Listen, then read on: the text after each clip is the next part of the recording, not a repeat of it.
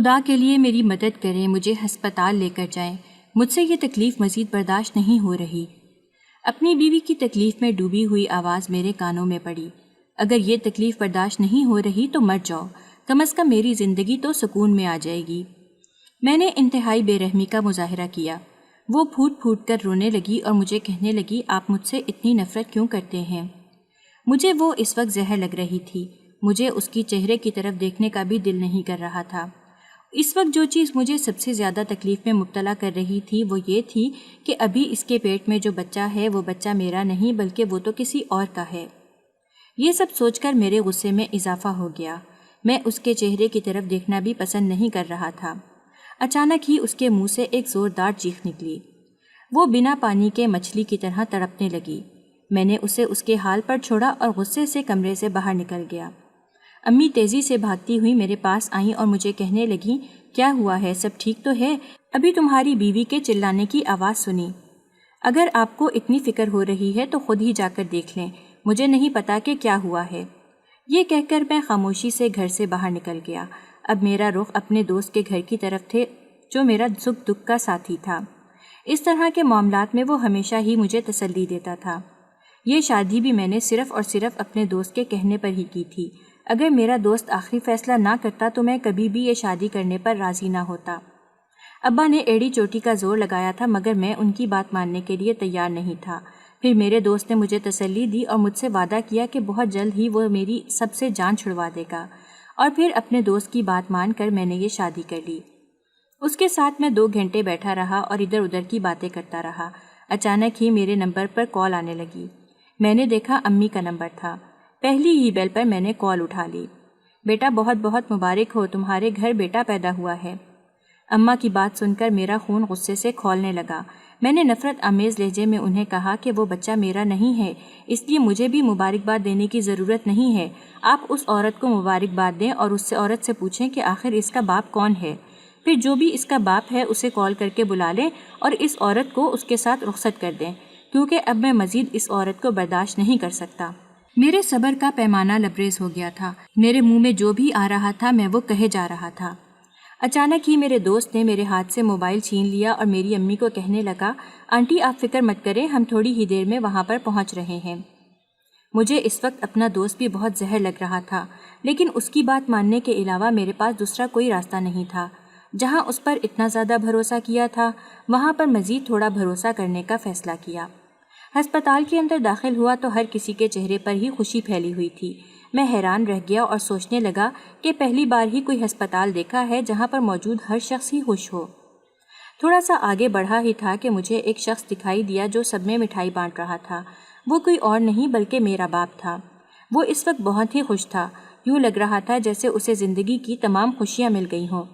جیسے ہی اس نے میری طرف دیکھا ان کے چہرے کے تاثرات تبدیل ہو گئے۔ وہ غصے سے میرے پاس آئے اور مجھے کہنے لگے کہ تم نے اتنی دیر کیوں لگا دی؟ ہم کافی دیر سے تمہارا انتظار کر رہے ہیں۔ جلدی سے اپنی بیوی کے پاس جاؤ اور اپنے بچے کو اپنی گود میں اٹھاؤ تاکہ تمہارے دل میں بھی باپ بننے کا احساس جاگے۔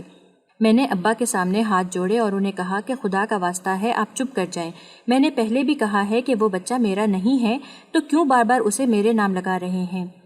وہ تو ابھی تھوڑی دیر بعد پتہ چل ہی جائے گا کہ وہ بچہ کس کا ہے۔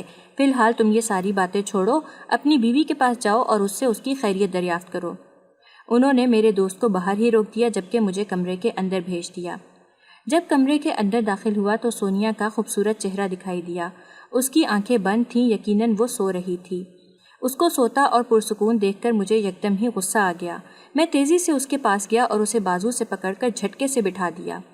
وہ درد سے کراہنے لگی، اس کی آنکھوں میں آنسو آ گئے۔ اسے روتا ہوا دیکھ کر نہ جانے کیوں مجھے خوشی محسوس ہو رہی تھی۔ وہ میری طرف شکایتی نظروں سے دیکھنے لگی اور مجھے کہنے لگی کہ یہ کیا طریقہ ہے؟ پہلی بار اس نے مجھ سے سوال کیا تھا اور مجھ سے یہ ہضم نہیں ہوا۔ میں نے اس کا منہ دبوچا اور اسے کہا کہ یوں میرے سامنے زبان چلانے کی ضرورت نہیں ہے۔ تمہیں میں نے کتنی بار کہا ہے کہ تمہارے ساتھ جو کچھ بھی کروں تم نے وہ خاموشی سے سب برداشت کرنا ہے۔ کیوں قبول کروں؟ آخر کس وجہ سے قبول کروں؟ اب میں کسی بھی چیز کو قبول نہیں کروں گی بلکہ میں اپنے حق کے لیے آواز اٹھاؤں گی۔ 8 مہینے ہو گئے ہیں میں آپ کے ستم برداشت کر رہی ہوں، لیکن اب مجھ میں مزید صبر نہیں رہا۔ میں وہ گناہ اپنے سر پر اٹھا کر گھوم رہی ہوں جو گناہ میں نے کیا ہی نہیں تھا۔ اس کی چلتی ہوئی زبان کو دیکھ کر میں یکدم ہی خاموش ہو گیا۔ پھر جب میں نے اس کی بات پر غور کیا تو میرا پارا دوبارہ سے گھوم گیا۔ کیا مطلب ہے؟ تو تمہیں لگتا ہے کہ وہ گناہ میں نے کیا ہے؟ اس بارے میں بھی آپ کو بہت جلد ہی پتہ چل جائے گا، اس نے منہ پھیرتے ہوئے کہا۔ میں تیزی سے اس بچے کے پاس گیا۔ اس بچے کو دیکھ کر چند لمحوں کے لیے تو میں اپنی جگہ پر ہی تھم گیا۔ وہ بہت ہی پیارا اور معصوم بچہ تھا، لیکن وہ میرا نہیں تھا۔ اس بات کا تو مجھے 100% یقین تھا، اور میں نے فیصلہ کر لیا تھا کہ اب نہ تو اپنی بیوی کی دھمکیوں میں آؤں گا اور نہ ہی اپنے باپ کی باتوں میں آؤں گا۔ اگر انہوں نے مجھ پر کسی بھی قسم کا نیا الزام لگانے کی یا مجھے قابو کرنے کی کوشش کی تو میں بھی صاف انکار کر دوں گا۔ اگر ضرورت پڑی تو یہ گھر چھوڑ کر ہی چلا جاؤں گا۔ اس عورت سے شادی کرتے وقت میں نے ابا سے وعدہ کیا تھا کہ جب تک اس کا بچہ پیدا نہیں ہو جاتا تب تک میں اسے اپنے پاس رکھوں گا، اور جس دن اس کا بچہ اس دنیا میں آ گیا اس دن میں اسے چھوڑ دوں گا۔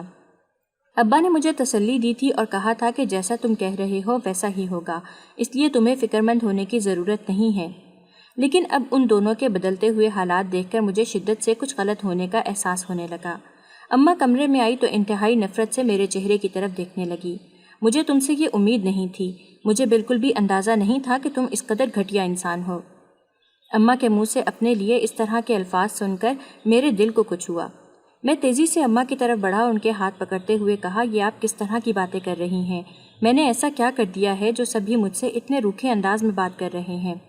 میں نے ان سے کہا کہ اگر آپ یہ سب کچھ اس لیے کر رہے ہیں کہ آپ دوبارہ سے مجھے جذباتی کر لیں گے اور مجھ سے اپنی مرضی کا کام کروا لیں گے تو میں پہلے ہی بتا دیتا ہوں کہ اب میں آپ کی کوئی بھی بات سننے کے لیے تیار نہیں ہوں۔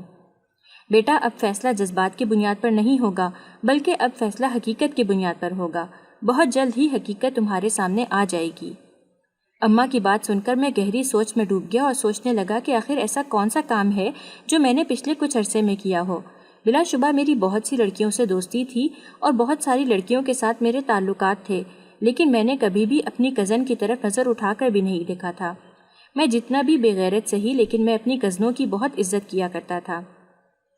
جہاں تک سونیا کا سوال تھا تو سونیا کو تو میں بہت ہی معصوم لڑکی سمجھتا تھا اور میں اسے اپنی بہن مانتا تھا۔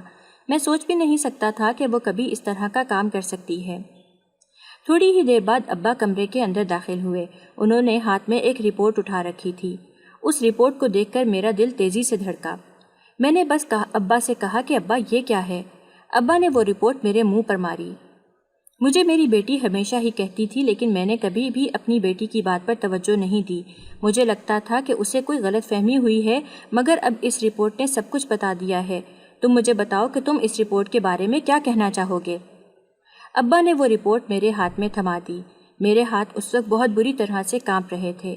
جب میں نے وہ رپورٹ کھولی اور سامنے لکھی تحریر پڑھی تو مجھے لگا کہ میرے قدموں کے نیچے سے زمین نکل گئی ہو، کیونکہ وہ بچہ کسی اور کا نہیں بلکہ میں نے ایک جوائنٹ فیملی میں آنکھ کھولی تھی۔ ہمارے سارے کزن آپس میں مل جل کر رہتے تھے۔ سب میں ہی بہت اچھی انڈرسٹینڈنگ تھی۔ لڑکے لڑکیاں ایک دوسرے سے کھل کر بات کرتے تھے۔ غرض یہ کہ لڑکے لڑکیوں کی آپس میں بہت ہی اچھی دوستی تھی۔ بچپن سے ہی گھر کا ماحول ایسا ملا تھا تو پھر جب یونیورسٹی میں داخلہ لیا تو وہاں پر لڑکیوں سے بات کرتے ہوئے کبھی بھی شرم محسوس نہیں ہوئی، بلکہ مجھے لڑکیوں سے بات کرنے کی اتنی زیادہ عادت ہو گئی تھی کہ وہاں بھی بہت جلد میری کچھ لڑکیوں سے دوستی ہو گئی۔ جیسے جیسے سیمسٹر گزرتے گئے ویسے ویسے دوستی بھی پکی ہوتی چلی گئی، اور اس طرح مجھے کچھ ایسے لوگ بھی ملے جو اچھی سرگرمیوں میں ملوث نہیں تھے، مگر میں نے کبھی بھی ان کا ساتھ نہیں دیا تھا اور ہمیشہ ہی اپنے کام سے کام رکھا تھا۔ میں جب یونیورسٹی میں موجود ہوتا تھا تبھی ان کے ساتھ گھومتا تھا۔ جب یونیورسٹی سے باہر نکلتا تو یہ بھول جاتا کہ اس یونیورسٹی میں میرا کوئی دوست بھی موجود ہے۔ مجھے اپنے ابا سے بہت ڈر لگتا تھا۔ میرے ابا اصولوں کے بہت پکے تھے اور ہم ویسے بھی خاندانی لوگ تھے۔ جب ابا نے مجھے یونیورسٹی میں بھیجا تھا تب ابا نے مجھے سب سے پہلے یہی ہدایت کی تھی کہ کوئی ایسا کام نہ کرنا جس کی وجہ سے میری ناک کٹ جائے، کیونکہ میں یہ سب کچھ برداشت نہیں کر سکتا۔ ابا نے مجھے یہ دھمکی بھی دی تھی کہ اگر میری وجہ سے ان کی عزت پر بات آئی تو وہ مجھے جائیداد سے آگ کر دیں گے۔ اس وقت میرے پاس کچھ بھی نہیں تھا۔ ابا کی بات سن کر میں واقعی بہت زیادہ خوفزدہ ہو گیا تھا۔ میں عیاشی کی زندگی گزارنے کا عادی تھا اور مجھ سے کم پیسوں میں بالکل بھی گزارا نہیں ہوتا تھا۔ مجھے وہ وقت بہت اچھی طرح سے یاد تھا کہ جب میں نے ایک بار اپنے باپ سے ناراضگی اختیار کر لی تھی۔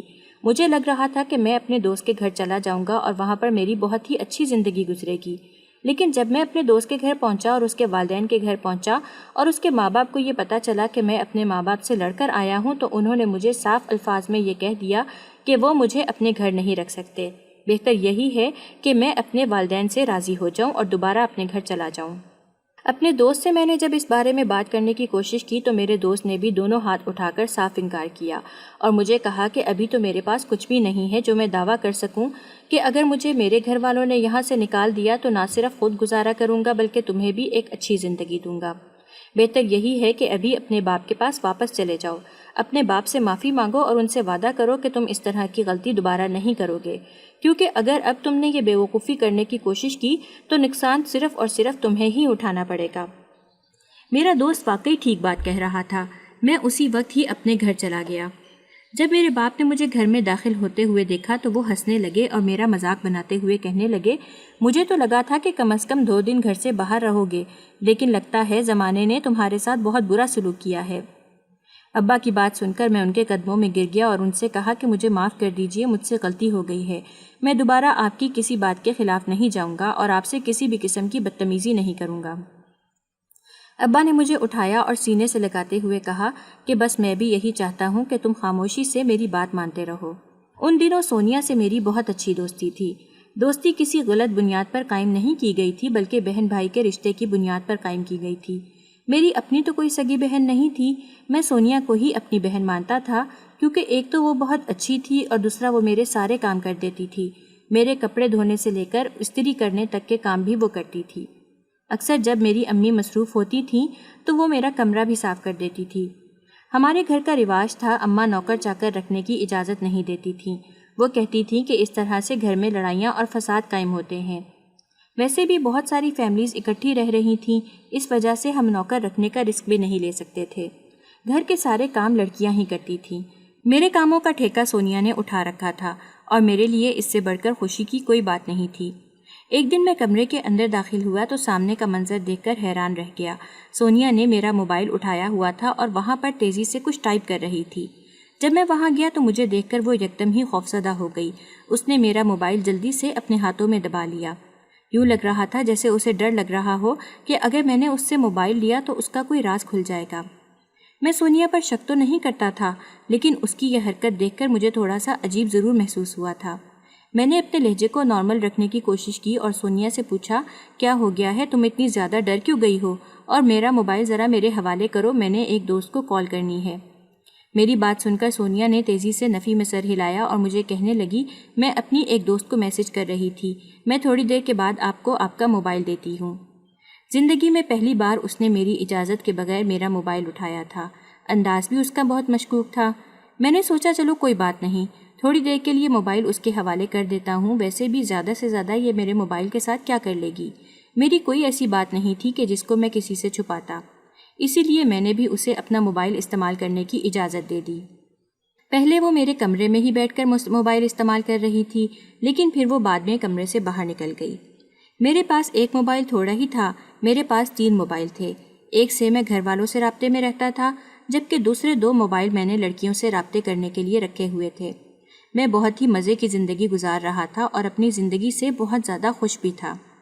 تھوڑی دیر بعد جب وہ کمرے کے اندر داخل ہوئی اور مجھے موبائل دینے لگی تو میں نے اسے کہا کہ اگر تمہیں یہ موبائل چاہیے تو تم اسے اپنے پاس رکھ سکتی ہو۔ میری بات سن کر اس نے بے یقینی سے میرے چہرے کی طرف دیکھا اور پھر وہ مجھے کہنے لگی کہ اس میں تو آپ کے دوستوں کے نمبر بھی موجود ہیں۔ تو نمبروں سے کیا ہوتا ہے؟ کون سا تم نے میرے دوستوں سے باتیں کرنی ہیں یا گپے لگانی ہیں؟ تم ان کے نمبر ڈیلیٹ کر دینا اور خود یہ موبائل رکھ لینا، کیونکہ تمہارا موبائل میں دیکھ رہا ہوں کہ کافی پرانا ہو گیا ہے۔ اس کا موبائل واقعی بری طرح سے ٹوٹا ہوا تھا۔ میری بات سن کر اس کے چہرے پر خوشی کے تاثرات نمودار ہوئے۔ جب وہ کمرے سے باہر نکلی تو میں بھی آرام کرنے کے لیے لیٹ گیا۔ کافی عرصے کے بعد مجھے اپنے بھائی کی یاد آئی تھی۔ دراصل میرا بھائی آرمی میں ہوتا تھا اور بہت کم ہی گھر واپس آتا تھا۔ اس کی ابا سے بالکل بھی نہیں بنتی تھی، کیونکہ اس نے ابا کی مرضی کے خلاف قدم اٹھایا تھا۔ ابا چاہتے تھے کہ وہ ان کے کاروبار میں حصہ دار بنے، لیکن اسے ابا کے کاروبار سے بالکل بھی دلچسپی نہیں تھی۔ وہ ابا کو کہتا تھا کہ میں کچھ اپنے بل بوتے پر کرنا چاہتا ہوں۔ اسے ماموں کی طرح فوج میں جانے کا بہت زیادہ شوق تھا۔ وہ چھوٹا سا تھا تو یہی باتیں کرتا تھا کہ میں آرمی میں جاؤں گا اور پھر شہادت کا رتبہ حاصل کروں گا۔ ہر باپ کی طرح میرے باپ کی بھی خواہش تھی کہ ان کے بیٹے کو لمبی زندگی ملے اور ان کا بیٹا کبھی بھی کوئی ایسا کام نہ کرے جس کی وجہ سے اس کی جان خطرے میں ہو۔ میں نے بھائی کے نمبر پر کال کی۔ دوسری ہی بیل پر بھائی نے کال اٹھا لی۔ میری آواز سن کر وہ بہت زیادہ پرجوش ہو گئے اور پھر مجھ سے میرا حال چال پوچھنے لگے۔ دوسرا سوال انہوں نے مجھ سے سونیا کے بارے میں کیا۔ ان کے منہ سے سونیا کا ذکر سن کر میں چند لمحوں کے لیے حیران رہ گیا۔ میں نے انہیں شرارتی انداز میں کہا کہ آپ کو اس لڑکی کی یاد کیسے آ گئی؟ وہ مجھے کہنے لگے کہ میں تو بس ویسے ہی پوچھ رہا تھا، کافی دنوں سے کسی سے بھی بات نہیں ہوئی، باقی کزنوں کی تو یاد نہیں ہے، صرف اسی لڑکی کا ہی نام یاد رہ گیا ہے۔ توبہ کریں بھائی، آپ کو یہاں سے گئے کوئی 5-6 سال ہی ہوئے ہیں، بلکہ 2 سال ہی ہوئے ہیں، اور 2 ہی سالوں میں آپ سارے کزنوں کو بھول گئے ہیں۔ میں نے بھائی سے پوچھا آپ گھر کا چکر کب لگا رہے ہیں؟ تو انہوں نے مجھے کہا کہ وہ تقریباً 2 دن کے بعد ہی یہاں پر آئیں گے۔ میری خوشی کا کوئی ٹھکانہ نہیں تھا۔ میں نے اپنے تمام دوستوں کو بتا رکھا تھا کہ میرا بھائی ایک میجر ہے، جس کی وجہ سے میری بہت زیادہ واہ واہ ہوتی تھی۔ اس بار تو میں نے فیصلہ کیا تھا کہ اپنے بھائی کے ساتھ واہ کینٹ جاؤں گا اور تھوڑے دن وہاں پر مزے سے رہوں گا۔ جب بھائی یہاں پر آئے تو سب نے بہت ہی گرم جوشی سے ان کا استقبال کیا، سوائے ابا کے۔ ابا بھائی کا چہرہ بھی دیکھنا نہیں چاہتے تھے۔ میں نے ابا کو منانے کی کوشش کی تو ابا نے مجھے بری طرح سے ڈانٹا اور کہا کہ بہتر یہی ہے کہ خاموش ہی رہو۔ کوئی بھی انسان نہیں چاہتا کہ اس کی 4 لوگوں کے سامنے عزت افزائی ہو۔ میں بھی اسی وجہ سے ہی خاموش ہو گیا۔ جب بھائی وہاں سے جانے لگے تو انہوں نے بہت ہی انوکھی فرمائش کی۔ ان کی فرمائش سن کر میرا شک یقین میں بدل گیا۔ بھائی اماں کو کہنے لگے کہ میں سونیا اور اسفند کو اپنے ساتھ لے کر جانا چاہتا ہوں۔ میرے تک بات بالکل ٹھیک تھی۔ میں نے تو خود بھی بھائی کو کہا تھا کہ اس بار میں آپ کے ساتھ جاؤں گا، لیکن مجھے سونیا کا معاملہ سمجھ میں نہیں آ رہا تھا۔ اماں بھی سونیا کا نام سن کر حیران رہ گئیں اور بھائی کو سمجھاتے ہوئے کہنے لگیں کہ ایسا ممکن نہیں ہو سکتا، اس کے والدین کبھی اس چیز کی اجازت نہیں دیں گے۔ اماں آپ کو اس چیز کی فکر کرنے کی ضرورت نہیں ہے، میں نے چچی سے اس بارے میں بات کر لی ہے، چچی کو کوئی بھی مسئلہ نہیں ہے۔ بھائی کی بات سن کر میں فوراً سونیا کے کمرے میں بھاگا تاکہ اسے بتا سکوں کہ ماجرا کیا ہے۔ میری بات سن کر سونیا نے مکمل لا علمی کا اظہار کیا اور مجھے کہنے لگی کہ اسے اس بارے میں خود کچھ بھی نہیں پتا، شاید وہ اسے اس لیے لے کر جا رہے ہیں تاکہ وہ بھی سارا علاقہ گھوم پھر لے۔ دراصل سونیا کو بھی بچپن سے ہی آرمی بہت زیادہ پسند تھی اور وہ بھی آرمی کا بہت زیادہ ذکر کرتی تھی۔ وہ اکثر مجھے کہتی رہتی تھی کہ میں اس کی اپنے بھائی سے بات کرواؤں، لیکن بھائی نے مجھے منع کر رکھا تھا کہ میں ان کا نمبر کسی کو بھی نہ دوں۔ اسی وقت ہی میرے ذہن میں ایک جھماکہ ہوا۔ کچھ دن پہلے ہی سونیا نے میرا موبائل اٹھایا ہوا تھا، کہیں اس نے بھائی کا نمبر تو وہاں سے نہیں نکالا۔ ہزاروں طرح کے وسوسے تھے جو مجھے بہت زیادہ پریشان کرنے لگے تھے، اور سب سے زیادہ پریشانی کی بات یہ تھی کہ میں سمجھ نہیں پا رہا تھا کہ آخر ان دونوں کے درمیان چل کیا رہا ہے۔ سب گھر والے مجھے اور سونیا کو بہن بھائی ہی سمجھتے تھے، اور میں نے سب کو یہ بات صاف الفاظ میں کہہ رکھی تھی کہ میں اسے اپنی بہن مانتا ہوں، اس وجہ سے کسی کے بھی ذہن میں کسی بھی قسم کا کوئی برا خیال نہیں آنا چاہیے۔ چند دن پہلے اماں نے سونیا کا رشتہ میرے سامنے رکھا تھا تو میں نے اماں کے سامنے ہاتھ جوڑ دیے تھے اور انہیں کہا تھا کہ ایسا ممکن نہیں ہو سکتا، مگر میں نہیں جانتا تھا کہ نصیب میں کچھ اور ہی لکھا ہوا تھا۔ میں اور سونیا وہاں پر چلے گئے۔ دن بہت ہی مزے کے گزر رہے تھے۔ میں تو سارا دن گھر سے باہر ہی رہتا تھا، جبکہ سونیا گھر کے اندر ہی موجود رہتی تھی۔ نہ جانے وہ گھر میں کیا کرتی رہتی تھی، مجھے اس کے کسی بھی کام کی خبر نہیں تھی۔ ایک رات میں گھر واپس آیا تو نہ جانے میرے دل میں کیا آیا، میں سونیا کے کمرے کی طرف چلا گیا۔ دروازے پر دستک دی تو دروازہ خود بخود کھل گیا۔ سونیا اس وقت کمرے میں موجود نہیں تھی۔ میں اپنے بھائی کے کمرے میں گیا تو اندر سے مجھے باتیں کرنے کی آواز سنائی دینے لگی۔ اس کے ساتھ ہی مجھے سونیا کے رونے کی آواز سنائی دے رہی تھی، جو میرے بھائی کو کہہ رہی تھی کہ آپ میرے ساتھ ایسا کیسے کر سکتے ہیں، آپ کو اندازہ بھی ہے کہ اب میرے لیے جینا مشکل ہے، آپ سب کچھ جانتے ہوئے بھی میرے ساتھ بہت برا سلوک کر رہے ہیں، میں اس کے لیے آپ کو کبھی بھی معاف نہیں کروں گی۔ سونیا کی بات سن کر میں پریشان ہو گیا۔ میں جانتا تھا کہ یوں کسی کی باتیں چھپ کر سننا ایک بہت ہی غیر اخلاقی حرکت ہے، لیکن فی الحال جس طرح کی باتیں اندر ہو رہی تھیں اس بارے میں جاننا میرے لیے بہت ضروری تھا۔ میں نے کچھ بھی غلط نہیں کیا، بلکہ میں نے تو تمہاری مدد کی ہے۔ اپنے بھائی کی مسکراتی ہوئی آواز میرے کانوں میں پڑی۔ سونیا نے ان کے سامنے ہاتھ جوڑ دیے اور انہوں نے کہا کہ آپ نے مدد نہیں کی، بلکہ مجھے ایک دلدل سے نکال کر دوسری دلدل میں پھینک دیا ہے۔ میں سوچ بھی نہیں سکتی تھی کہ آپ اس قدر گھٹیا انسان ہو سکتے ہیں۔ میں سب کو آپ کی حقیقت کے بارے میں بتا دوں گی۔ تم میری طرف سے مسجد میں اعلان کر لو، لیکن تمہیں کوئی بھی فائدہ نہیں ہوگا، کیونکہ کوئی بھی تمہاری بات پر یقین نہیں کرے گا۔ لڑکیوں کی بات پر کبھی بھی کوئی یقین نہیں کرتا، یہ بات تم ہمیشہ ہی یاد رکھنا۔ چلو اب جلدی سے اس کمرے سے باہر نکلو، میرا دماغ خراب مت کرو، میرے پاس اور بھی بہت سارے کام ہیں کرنے کے لیے۔ تم شکر کرو کہ میں نے تم پر احسان کیا اور تمہیں یہاں پر بلا لیا۔ اگر میں تم پر یہ احسان نہیں کرتا تو تمہارے گھر والے تمہیں زندہ زمین میں گاڑ دیتے۔ اب میں نے تمہیں اتنا بڑا موقع دیا ہے تو تمہیں اس موقع سے فائدہ اٹھانا چاہیے، نہ کہ میرے پاس آ کر مجھ سے جھگڑا کرنا چاہیے۔ جو لوگ آپ پر احسان کریں ان کا احسان تسلیم کرنا چاہیے، نہ کہ ان سے بحث۔ اچانک ہی مجھے یوں محسوس ہوا جیسے کوئی دروازے کی طرف آ رہا ہو۔ میں تیزی سے دروازے کے سامنے سے ہٹ گیا اور بھاگ کر اپنے کمرے کی طرف چل دیا۔ ابھی کمرے کے اندر داخل ہونے ہی لگا تھا کہ اپنے پیچھے سونیا روتی ہوئی آتی محسوس ہوئی۔ میں نے اسے روکنے کی کوشش کی لیکن وہ نہیں رکی اور اپنے کمرے میں چلی گئی۔ یہ سب دیکھ کر میں مزید پریشان ہو گیا۔ میں بھائی کے پاس گیا اور ان سے پوچھا کہ یہ سب کچھ کیا ہو رہا ہے۔ بھائی نے مکمل لا علمی کا اظہار کیا اور مجھے کہنے لگے کہ مجھے نہیں پتا کہ تم کس بارے میں بات کر رہے ہو۔ بھائی، میں سونیا کے بارے میں بات کر رہا ہوں۔ آخر آپ نے اس سے ایسا کیا کہا ہے جو وہ اتنی بری طرح سے رو رہی ہے؟ میں نے تمہیں بتایا ہے کہ میں نے اسے کچھ بھی نہیں کہا، اور تم بھی جاؤ میرا دماغ خراب مت کرو۔ ایک تو میں تم لوگوں کی مدد کر رہا ہوں اور دوسرا مجھے ہی باتیں سننے کو مل رہی ہیں۔ اچھا رکو، میری بات سنو۔ میں وہاں سے نکلنے ہی لگا تھا کہ انہوں نے مجھے دوبارہ روک دیا۔ میں سمجھا کہ وہ شاید مجھے اس حقیقت کے بارے میں بتانے والے ہیں، لیکن ان کی اگلی بات سن کر مجھے بہت شرمندگی ہوئی۔ بھائی مجھے کہنے لگے جتنا جلدی ہو سکے یہاں سے نکلنے کی تیاری کرو، بلکہ میری بات مانو تو رات کے وقت ہی یہاں سے نکل جاؤ، کیونکہ اب میں تم دونوں کا وجود یہاں پر برداشت نہیں کر سکتا۔ میں غصے سے وہاں سے نکلا اور سونیا کو کہہ دیا کہ جلدی سے اپنا سامان پیک کرو، اب ہم یہاں پر مزید نہیں رہ سکتے۔ میری بات سن کر اس کے چہرے پر خوف کے تاثرات نمودار ہو گئے اور وہ مجھے کہنے لگی، نہیں، میں ایسے یہاں سے نہیں جا سکتی، جب تک میرا کام مکمل نہیں ہوتا تب تک یہاں سے نکلنا میرے لیے خطرے سے خالی نہیں ہے۔ دیکھو بہن، مجھے معاف کر دو، یہ میرے ہاتھ دیکھو، میں تمہارے آگے ہاتھ جوڑ رہا ہوں۔ اپنی تو بے عزتی تم کروا ہی چکی ہو، اس کے ساتھ ساتھ تم مجھے بھی ذلیل کروانے پر تلی ہوئی ہو۔ بھائی نے اپنے منہ سے یہ بات کہی ہے کہ ہم جتنا جلدی ہو سکے یہاں سے چلے جائیں۔ اب مجھے نہیں پتا کہ تم دونوں میں ایسی کون سی بات ہو گئی ہے کہ وہ اس قدر غصے میں آ گئے ہیں۔ وہ مجھ سے نظریں چرانے لگی اور مجھے کہنے لگی کہ میں نے کسی سے بھی کسی قسم کی بھی کوئی بات نہیں کی۔ اگر ان کی یہی خواہش ہے کہ ہم یہاں سے کچھ بھی کیے بغیر چلے جائیں تو پھر مجھے بھی کوئی مسئلہ نہیں ہے۔ کیا مطلب ہے کچھ بھی کیے بغیر؟ کیا تم نے یہاں پر کچھ کرنا تھا؟ نہ چاہتے ہوئے بھی میرا لہجہ تلخ ہو گیا۔ اس نے میری اس بات کا جواب نہیں دیا اور سامان سمیٹنے لگی۔ اس دن میں ویسے بھی نشہ کر کے آیا تھا، میرا سر بہت بری طرح سے چکرا رہا تھا۔ 2 ہی دن کے بعد ہم ذلیل و رسوا ہو کر اپنے گھر واپس چلے آئے تھے۔ اب میں سونیا سے کسی بھی قسم کی بات نہیں کرتا تھا۔ نہ جانے کیوں میرا دل اس سے اچاٹ ہو گیا تھا۔ جب بھی اس کے پاس جاتا تو مجھے اس کی اور بھائی کی بحث یاد آ جاتی تھی۔ نہ جانے ان دونوں کے درمیان کس بات پر اتنی بڑی لڑائی ہو گئی تھی۔ ایک اور چیز جو مجھے بہت زیادہ پریشان کر رہی تھی وہ یہ تھی کہ سونیا اب سارا دن ہی موبائل کے ساتھ ہی لگی رہتی تھی۔ اب اس کے پاس 2 موبائل آ گئے تھے۔ کبھی وہ میرے موبائل سے کسی کو کال کر رہی ہوتی تھی تو کبھی اپنے موبائل پر کسی کو میسج کر رہی ہوتی تھی۔ میں جب اس کے پاس جاتا تھا تو وہ جلدی سے موبائل رکھ دیتی تھی یا موبائل چھپا لیتی تھی۔ اس کی اماں بھی اب یہی شکایت کرنے لگی تھی کہ سمجھ نہیں لگتی یہ سونیا کو ایک دم سے کیا ہو گیا ہے۔ اب نہ تو یہ پڑھائی کی طرف توجہ دے رہی ہے اور نہ ہی گھر کے کسی کام میں مصروف دکھائی دیتی ہے، بلکہ ہر وقت ہی موبائل میں مگن ہوتی ہے۔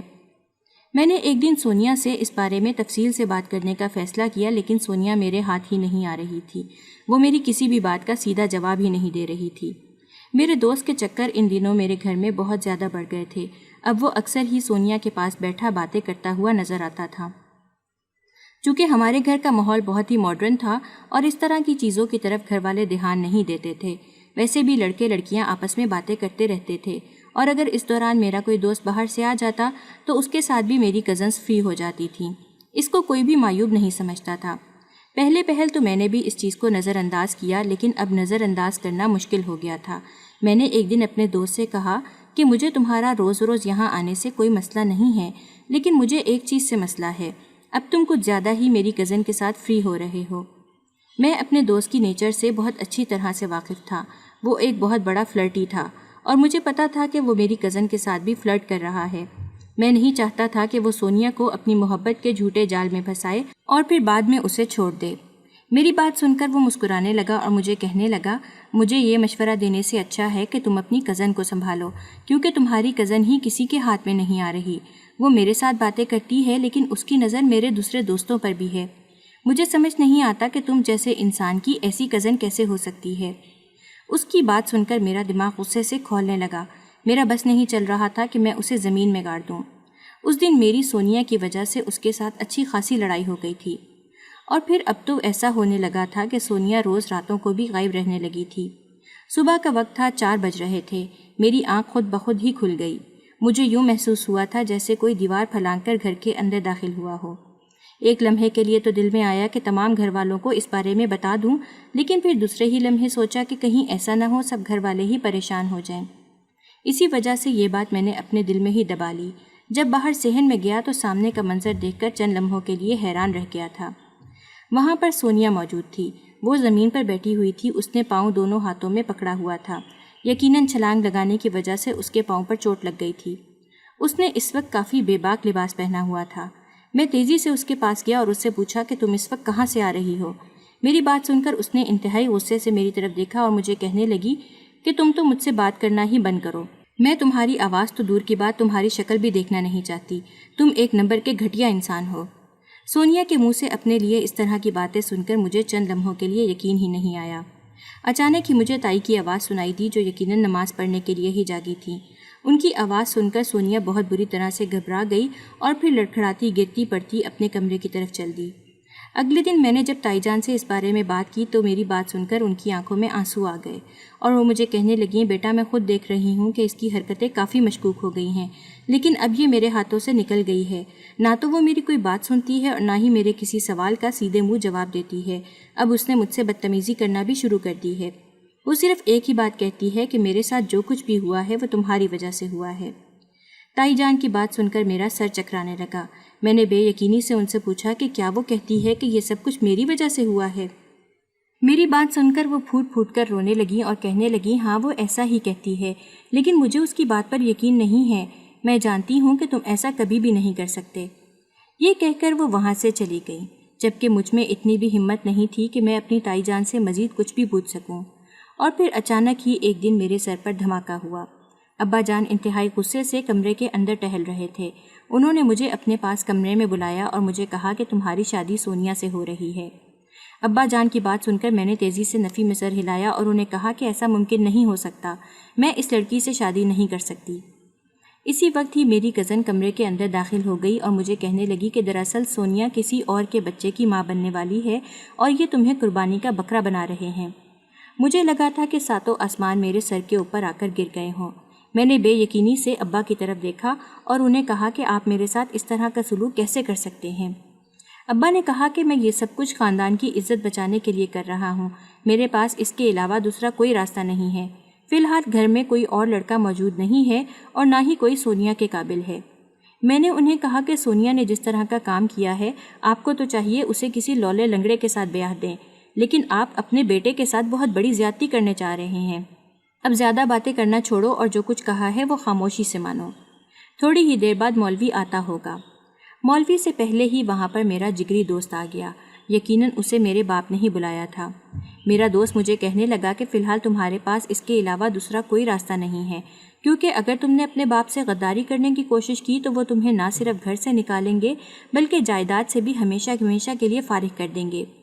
ہمیشہ کی طرح اس نے مجھے جائیداد کا ہی ڈراوا دیا تھا اور میں اس وجہ سے ڈر بھی گیا تھا۔ میں نے ابا کے سامنے ایک شرط رکھی۔ میں نے انہیں کہا کہ میں صرف ایک شرط پر شادی کروں گا کہ جب اس کا بچہ اس دنیا میں آ جائے گا تب میں اسے چھوڑ دوں گا اور یہ ملک بھی چھوڑ کر چلا جاؤں گا۔ تب ابا نے میری بات مان لی اور کہا کہ جیسا تم کہہ رہے ہو ویسا ہی ہوگا۔ وہ رپورٹس دیکھ کر میں حیران رہ گیا۔ ان رپورٹس میں صاف ظاہر تھا کہ وہ بچہ کسی اور کا نہیں بلکہ میرا ہے۔ حیرت کا دوسرا جھٹکا مجھے دوسری رپورٹ دیکھ کر لگا جس میں میرے بھائی کا بھی ڈی این اے آ رہا تھا۔ مجھے اپنا سر چکراتا ہوا محسوس ہوا۔ میں تیزی سے نفی میں سر ہلانے لگا۔ میں جب سونیا کی طرف متوجہ ہوا تو اس نے مجھے بتایا کہ جس رات وہ بھائی سے لڑ کر واپس آئی تھی اس رات میں شراب پی کر اس کے پاس گیا تھا۔ میں نے یاد کرنے کی کوشش کی مگر مجھے کچھ بھی یاد نہیں آ رہا تھا۔ میں نے ابا کو کہا کہ یہ ٹیسٹ دوبارہ سے کروائیں۔ ابا نے دوبارہ سے میرے ٹیسٹ کروائے اور دوبارہ سے وہی سب کچھ ہوا۔ سونیا پھوٹ پھوٹ کر رونے لگی اور مجھے کہنے لگی، پھر جب تم نے مجھے اپنے مقصد کے لیے استعمال کر لیا تو پھر تمہارے بھائی نے مجھے اپنے مقصد کے لیے استعمال کیا۔ میں تم دونوں بھائیوں کو کبھی بھی معاف نہیں کروں گی۔ وہ پھوٹ پھوٹ کر رونے لگی اور مجھے کہنے لگی کہ ایک عرصے سے میں یہ سب کچھ برداشت کر رہی ہوں۔ میں صرف اور صرف اس بچے کے اس دنیا میں آنے کا انتظار کر رہی تھی۔ مجھے پتا تھا کہ جب بچہ اس دنیا میں آئے گا تبھی مجھے ساری تہمتوں سے بچا لے گا۔ جب میں نے ایک بار اپنی عزت کھو دی تو میرے سارے ڈر بھی ختم ہو گئے۔ میں اسی لیے بری سرگرمیوں میں ملوث ہو گئی تھی اور کلبز میں جانا شروع کر دیا تھا۔ اپنی بات کہہ کر وہ خاموش ہو گئی، جبکہ مجھے اپنا سر چکراتا ہوا محسوس ہو رہا تھا، یعنی اس کے ساتھ جو کچھ بھی ہوا تھا وہ میری وجہ سے ہی ہوا تھا۔ میری آنکھوں سے تیزی سے آنسو بہہ رہے تھے۔ اس کے ساتھ ساتھ مجھے اپنے بھائی پر بھی غصہ آ رہا تھا کہ چلو میں نے غلطی کر دی، لیکن اسے فائدہ اٹھانے کی کیا ضرورت تھی؟ مجھے اپنے بھائی سے شدید نفرت محسوس ہونے لگی۔ اپنے بھائی کی مجھے کچھ بھی خبر نہیں تھی۔ اگلے دن میں نے اس کے بارے میں پتہ لگوانے کی کوشش کی تو مجھے پتہ چلا کہ اس کا تو ایکسیڈنٹ میں انتقال ہو چکا ہے۔ اس کے انتقال کے بارے میں ابا کو پتہ تھا، لیکن ابا نے کسی کو بھی نہیں بتایا تھا۔ سونیا کو جب اس کی موت کی خبر کے بارے میں پتہ چلا تو وہ بہت زیادہ خوش ہوئی، مگر مجھے دکھ ہو رہا تھا۔ آہستہ آہستہ میرے دل میں سونیا کے لیے بھی نرم جذبات پیدا ہونے لگے، کیونکہ مجھے پتہ چل گیا تھا کہ اس میں صرف اور صرف میری ہی غلطی ہے۔ میں نے اپنا رویہ تبدیل کر دیا تھا۔ اب میں اس سے بہت ہی اچھے انداز میں بات کرتا تھا۔ جہاں تک بچے کا سوال تھا تو میں نے اس بچے کو بھی قبول کر لیا تھا۔ جب میں سب کچھ بھولنے میں کامیاب ہوا تو میری زندگی بھی اچھی گزرنے لگی۔